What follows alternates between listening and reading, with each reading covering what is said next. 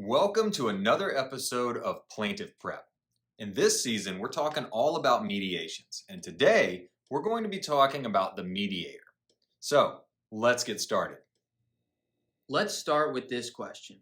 What is a mediator? As we talked about in the previous episode, mediation is a process where the two sides of the lawsuit try to work out their issues with a neutral, third-party person who has nothing to do with the lawsuit. This neutral person whose job it is to help the parties reach an agreement is called the mediator. The mediator does not make decisions as to which party is right or wrong.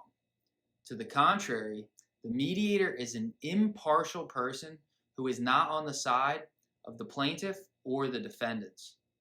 The mediator doesn't have any authority in the case. Put another way, the mediator cannot tell you to settle the case or tell you how to resolve the case. In fact, the mediator is prohibited from providing you with legal advice or counseling. In short, the mediator is just there to help everyone reach an agreement and resolve the case. Now, let's talk about who can become a mediator. Mediators must meet a strict set of requirements in most states. For example, federal courts often require a mediator to be a licensed attorney in good standing. However, state courts don't always require a mediator to be an attorney. Also, there are typically minimum educational requirements as well as training requirements to become a certified mediator. For example, most states require somewhere around 30 to 40 hours of mediation training, in addition to various levels of other training, mentorship, or education.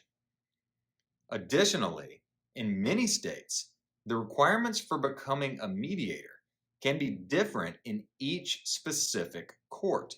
For example, a mediator in family court might be required to meet a different set of standards or requirements from a mediator in circuit court or county court.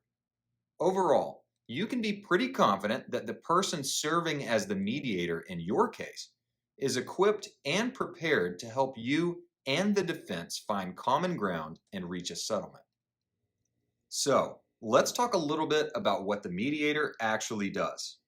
At the beginning of mediation, the mediator introduces everyone attending the mediation. The mediator usually informs the parties of his or her background and credentials. After the introduction, the mediator allows the plaintiff's attorney to give an opening statement. After that, the mediator opens the floor to the defense attorney to present his or her side of the case.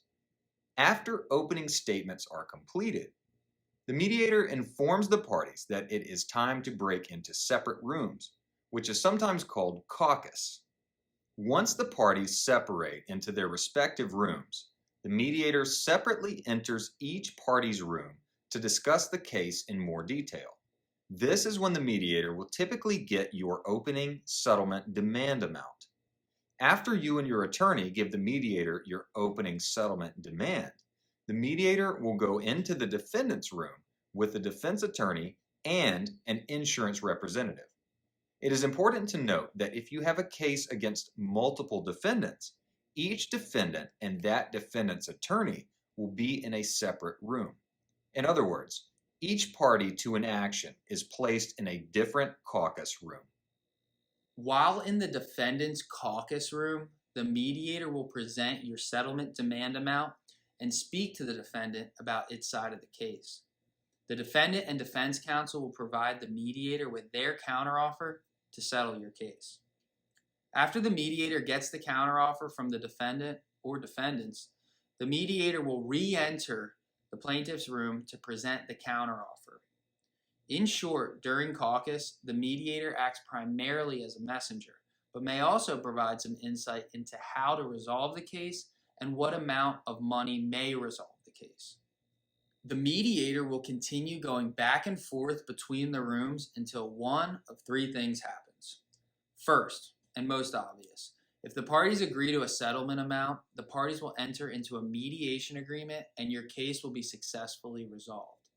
Second, if the parties do not agree on a settlement amount and the mediation is unsuccessful, the parties have reached what is called an impasse and your case proceeds towards trial. Third, the mediator, if the parties agree, will stop the mediation for the day and schedule it to resume on another day. But regardless of the outcome, the mediator must report the outcome of the mediation to the court.